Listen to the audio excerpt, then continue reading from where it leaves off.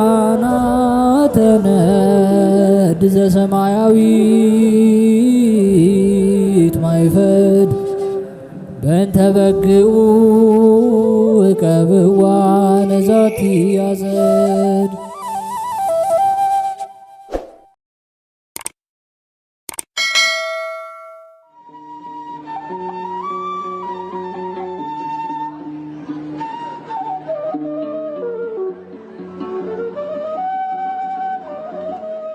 በስም አብ ወወልድ ወመንፈስ ቅዱስ አህዱ አምላክ አሜን። ሰላም እንደምን ቆያችሁን ውድ የሊቃናት ሚዲያ ቤተሰቦቻችን፣ አሜን። የእግዚአብሔር ስሙ ከዘላለም እስከ ዘላለም የከበረ የተመሰገነ ይሁን። በዚህ ቪዲዮ ይዘንላችሁ የቀረብነው ታኅሳስ 11 የሚነበብ ስንክሳር ሲሆን ለዚህ ቻናል አዲስ የሆናችሁ እህት ወንድሞቻችንም ካላችሁ ይህንን ቻናል ሰብስክራይብ በማድረግ እንዲሁም አዳዲስ ቪዲዮ ቶሎ ወደ እናንተ እንዲደርሳችሁ የደወል ምልክቷን በማብራት ቤተሰብ እንድትሆኑ ከወዲሁ የአክብሮት ግብዣችንን አቀረብን። ወደ ቪዲዮ እንሂድ። መልካም ጊዜ። ታኅሳስ 11 የሚነበብ ስንክሳር። የአባ በኪሞስ ዕረፍት።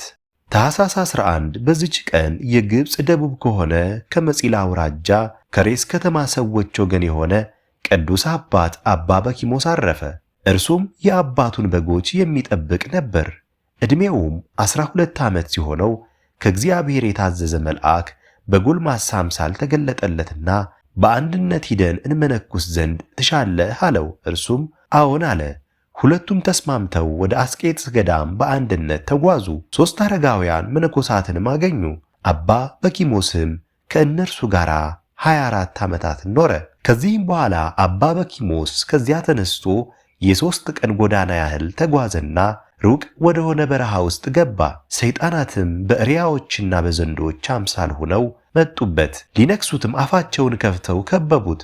እርሱ ግን የአጋንንትን ሐሳብ አወቀ። በእግዚአብሔርም ኃይል እፍ አለባቸው። በዚያም ጊዜ ተበተኑ። እርሱም ወንዝ አገኘ። 7 ቀን እየጾመ በዚያ 3 ዓመት ኖረ። በሱባኤውም መጨረሻ በመሃል እጁ ቴምር መልቶ ያንን ይመገባል፣ ውሃም በጥቂት ይጠጣል። 2400 ጊዜ በሌሊት እንዲሁም በቀን 2400 ጊዜ አቡነ ዘበሰማያትን ይጸልያል። ከዚህም በኋላ 40 ቀን እየጾመ 24 ዓመት ያህል ኖረ። 40ም ቀን ሲፈጽም አንድ ጊዜ ይበላል። ከዚህም በኋላ አንድ ጊዜ ቆዳው ከአጥንቶቹ ጋር እስቲጣበቅ 80 ቀን ጾመ። በዚያም ጊዜ የእግዚአብሔር መልአክ ይበላና ይጠጣ ዘንድ እንጀራና ውሃን አመጣለት። ያም ውሃና እንጀራ ሳያልቅ እስካረፈ ድረስ ብዙ ዓመታትን ኖረ። ፈጣሪ እግዚአብሔርም በሌሊት ራእይ ተገልጦ ወደ አገሩ እንዲመለስ አዘዘው። በዚያም ጊዜ ተነስቶ ሄደ። ወደ ሀገሩም ደርሶ በዚያ ታናሽ ማደሪያ ጎጆ ሰርቶ በውስጧ ብቻውን የሚኖር ሆነ። ወደ እርሱም ለሚመጣ ሁሉ መጠጊያና ወደብ በጎ አለኝታም ሆነ።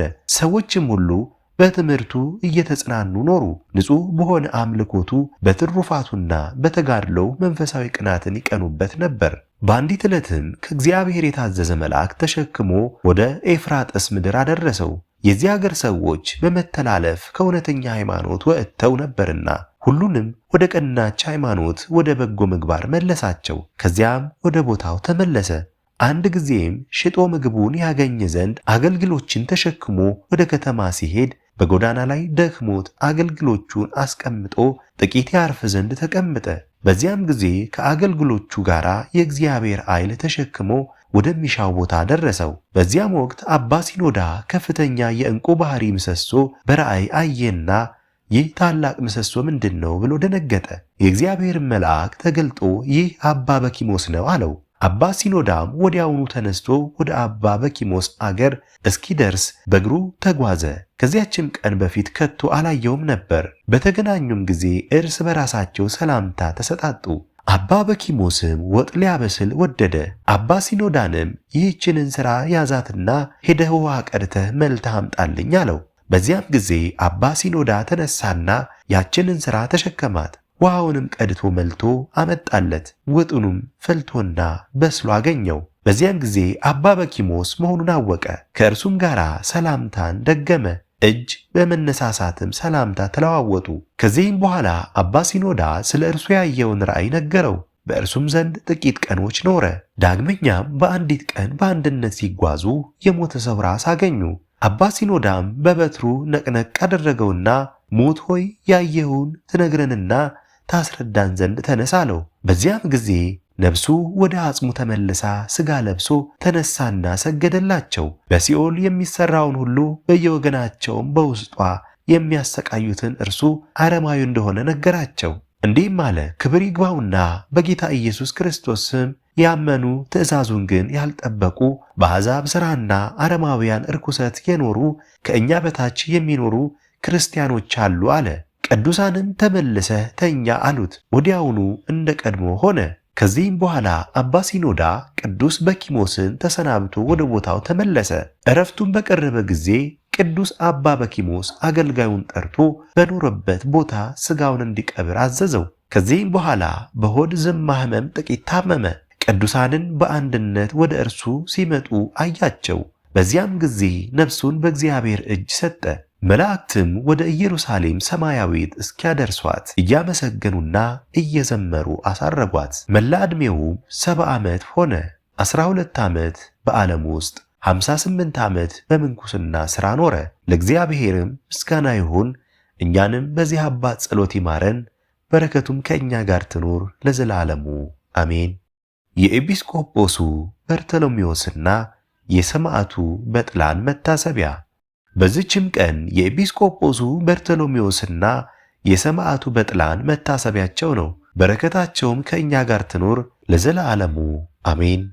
አስጀምሮ ላስፈጸመን ለልዑል እግዚአብሔር ክብር ምስጋና ይሁን መች ለዘላለሙ አሜን። ውድ የሊቃናት ሚዲያ ቤተሰቦቻችን ታኅሳስ 11 የሚነበብ ስንክሳር ወደ እናንተ አቀረብን። ይህን ይመስል ነበር።